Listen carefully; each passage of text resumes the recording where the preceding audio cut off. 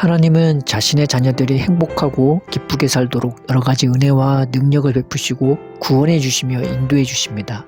오늘은 그러하게 될 때 우리의 삶이 어떻게 바뀌는지 말씀을 통해 나눠보고자 합니다. 첫째는 살아계신 하나님을 경험하며 살게 된다는 것입니다. 사도 바울은 그의 선교 활동 중에 현재까지도 아주 유명한 그리스의 아테네 도시에 가게 되었습니다.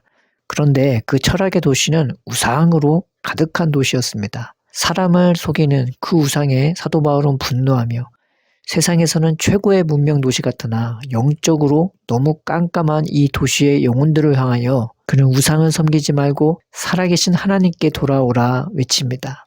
이 하나님은 살아계신 하나님이시고 우리와 아주 가까이 계신 하나님이라고 사도 바울은 자신의 하나님을 이 아테네 도시에 소개하였습니다. 신앙생활이란 바로 이 살아계신 하나님에 대하여 우리의 눈이 열리고 귀가 열리는 것이죠. 이스라엘 백성은 종교성이 아주 강한 이집트의 공식 국가신과 별의별 잡신을 받거나 섬겼을 것입니다. 그러나 그들은 한 번도 그 신들이 살아있는 것을 경험하지 못했습니다. 오히려 우상이 많은 그 이집트에서 그들이 당하는 것은 행복이 아닌 무거운 짐지는 것뿐이었습니다. 이 짐이 얼마나 무거운지 그 고통과 신음은 이루 말할 수 없었습니다. 그런데 그 고통과 신음 가운데 있는 백성들을 모세의 지팡이로 구원한 하나님은 살아계신 하나님이었습니다. 그들을 애굽의 무거운 짐 밑에서 구원하신 이 살아계신 하나님은 그들의 고생하며 신음하며 짐졌던 무거운 것들을 다 내려놓게 해주셨고 음식도 무거울까봐 매일매일 새로운 것으로 공급해 주셨습니다. 더군다나 그들을 구원하시고 인도하시는 하나님은 그들 가운데 친히 강림해 주셔서 그들에게 음성으로 말씀하시고 그들 가운데 불 가운데 임하셨습니다. 그렇게 동고동락하게 된 그들은 40년 내내 그 살아계신 하나님의 입에서 나오는 말씀을 들었고 그 하나님이 헌연하고 거하시는 형상을 보며 광야 40년을 하나님과만 오롯이 보낸 것이었습니다. 이 하나님의 형상과 말씀을 듣는 것이 그들을 새롭게 태어나게 하되 옛사람에 대해서는 죽게 하며 이 하나님의 말씀을 듣는 것과 형상을 보는 것이 그들이 하나님 안에서 뿌리박고 자라나게 하며 그들을 가나안 땅으로 인도한 것입니다. 어떻게 그럴 수 있냐? 그들을 향한 하나님의 음성과 얼굴이 그들을 향한 하나님의 사랑과 궁율과 영광으로 가득한 것이었기 때문이었습니다. 그들을 그렇게 특별하게 대하신 분은 이스라엘에 살아계신 하나님밖에 없었고 또 그런 신은 그들의 평생에 경험하지도 못했었고 그렇게 많은 신들이 있는 이집트에서도 듣도 보도 못한 것이었습니다. 하나님은 바로 이러한 은혜와 사랑을 자신의 백성에게 주시기 원하십니다. 그래서 하나님은 예수님을 이 세상에 보내주신 것이었습니다. 그 예수님을 통해서 하나님의 음성과 형상을 듣고 보며 하나님을 경험토록 해주시기 위해서입니다. 그 예수님을 통해 하나님이 우리를 얼마나 사랑하시는지 또 얼마나 아끼시는지 얼마나 유하시는지 보여주시고 들려주시고 싶은 것입니다. 그 예수님의 십자가와 부활을 통해서도 하나님이 우리를 위해 희생해 주시고 또 살아도 우리를 위해 사시는 분임을 분명히 보여주신 것입니다. 그래서 예수님은 대놓고 자신의 음성을 들으며 자신을 보는 자는 곧 하나님의 음성과 하나님을 보는 것과 같다고 했으며 그것이 우리들의 구원이요 생명이 될 것이라고 말씀하였던 것입니다. 오늘날 하나님은 예수님의 이름을 부르는 모든 자에게 성령을 통하여 이러한 예수님의 얼굴을 보며 음성을 듣도록 인도해 주십니다. 성령의 감화와 감동으로 나를 향한 하나님의 사랑과 그 손길과 그 목소리와 온기가 너무나 생생하게 우리의 심장으로 또한 우리의 이성과 오감을 초월하여 경험토록 해주시는 것입니다.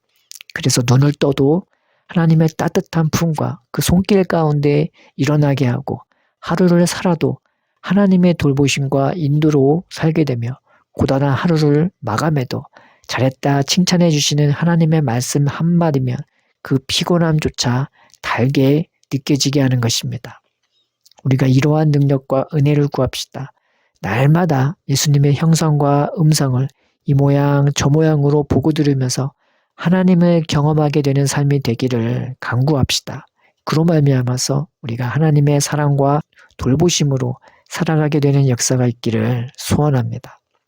하나님의 은혜와 사랑을 통하여 바뀌게 되는 우리의 삶의 방식 중 하나는, 두 번째는 오늘이라는 시간을 우리가 누리며 살게 된다는 것입니다. 신앙생활은요, 과거의 실수나 죄에 매여 우울감과 절망감과 나태함으로 살게 되거나 자신에 대한 두려움 때문에 앞날을 확신하지 못한 채 그저 하루하루 막연하게 살거나 두려움으로 살아가는 것이 아닙니다. 신앙생활은 바로 오늘이라는 시간 속에서 최선을 다해 주시는 그 하나님의 은혜와 능력으로 사는 것입니다. 나의 어떠함이 아닌 하나님의 어떠함으로 오늘을 살아가는 것입니다. 그런데 나를 위해 힘써 주시는 이 하나님의 은혜는 날마다 새롭게 우리의 심령에 부어주시는 은혜입니다. 그래서 신앙생활은요, 어제 주신 것 가지고 오늘을 사는 게 아니라 오늘 부어주시는 은혜로 오늘을 살아가는 것입니다. 하나님이 날마다 어제와 또 다른 새로운 은혜를 오늘 부어주시기 때문입니다. 그래서 신앙생활은 우선은 받는 것을 잘해야 합니다. 이것을 위해 우리는 무엇을 해야 합니까? 입을 열어야 합니다. 사모해야 합니다. 달라고 해야 합니다. 하나님은 우리 보고 무엇을 해라, 무엇을 바치라 하지 않으시고 내가 일하고 내가 먹을 테니 니들이 할 일은 입을 열라 하십니다. 그러므로 우리가 입을 열어 하나님을 사모합시다. 그 사랑의 품을 사모합시다.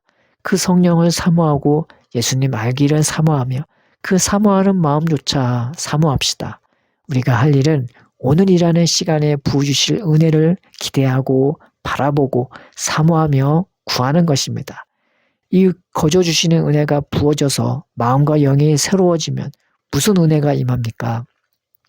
하나님의 말씀이 깨달아지면서 마음에 이루말할 수 없는 위로와 평안과 감사와 찬양이 넘쳐나게 됩니다. 하나님이 함께 해주시고 하나님이 우리의 모든 것이 되어주시고 또한 모든 것을 주시고 모든 선한 좋은 것으로 인도해 주심이 믿어지고 또 경험하게 되고 깨달아지기 때문입니다. 하나님은 우리에게 바로 이런 오늘을 선물해 주고 싶어 하십니다.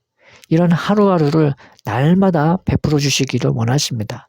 그러므로 아무리 좋은 은혜를 어제 받았다 해도 오늘 더욱더 새롭게 베풀 은혜를 사모하며 그 은혜를 부어달라고 오늘이라는 시간에 우리의 입을 여십시다. 하나님을 오늘 일하게 합시다. 하나님을 오늘 깨웁시다. 이렇게 하나님이 주시는 오늘을 우리가 받아 누리게 되면요, 그 오늘이라는 그 하루하루가 모여서 이제는 그 받는 오늘이 주는 오늘로 바뀌게 되는 것입니다. 그 주는 오늘을 다른 말로 뭐라 합니까? 안식일이라고 부르는 것입니다. 우리는 안식일을 내가 쉬는 날, 혹 모여서 예배드리는 날이라고 생각합니다. 그러나 하나님이 이스라엘에게 말하신 안식일의 진정한 의미는 그런 의미가 아니었습니다.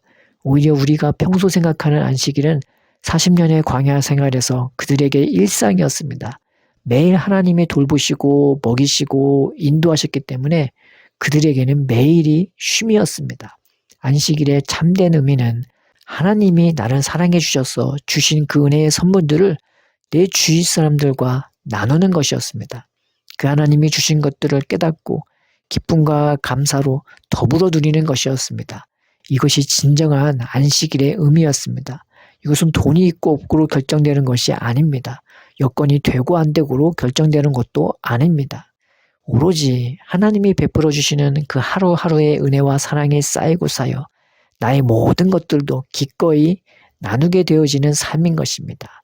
그 은혜와 사랑 안에서 서로 사랑하고 서로 나누고 더불어 사는 삶이 진정한 안식일의 의미인 것입니다. 주님이 나에게 쉼과 자유함과 먹을 것을 주었듯 나도 내 주위 사람들에게 쉼과 자유함과 먹을 것을 주고, 주님이 나를 사랑했듯 나도 내 주위 사람들을 사랑하며, 주님이 나를 참고 기다렸듯 나도 주위 사람들을 참고 기다려주고, 주님이 나를 인내와 인자함으로 대했듯 나도 내 주위의 사람들에게 인내와 인자함으로 대해주는 것, 이것이 진정한 안식일의 의미였습니다. 그런데 이 안식일은 오늘이라는 하루하루가 모여 되는 것입니다. 하나님의 은혜가 모여 사랑이 모여 그 은혜와 사랑이 충만해져서 이제는 내가 나를 위해 사는 것이 아니라 내 안과 밖에 충만한 그 하나님의 은혜와 사랑으로 더불어 나누고 더불어 누리며 살게 되는 것입니다. 우리가 오늘이라는 시간을 누립시다.